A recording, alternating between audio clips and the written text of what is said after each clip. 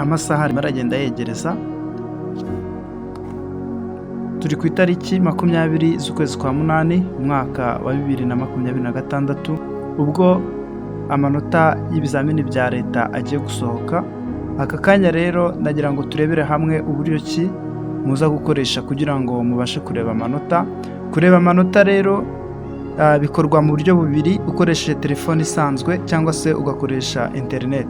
Reka ahangaha tubanze turebe uburyo ushobora kubikora ukoresheje internet.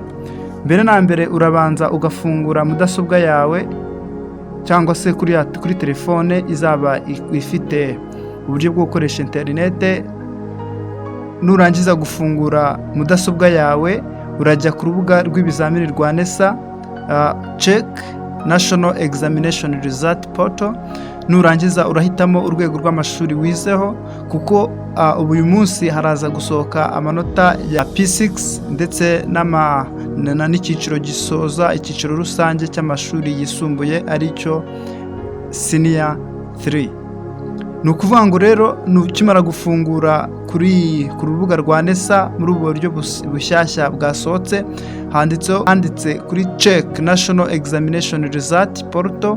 Nurangiza wandike nimero iranga umunyeshuri mu kizamini cya leta bakunze kwita index number mu mwanya wabugenewe. Ibikenewe cyane index number. Hanyuma uraza gukanda ahanditse get result kugira ngo ubone amanota yawe n'ikigo watsindiye kujya kwigamo. Murakoze, bye bye.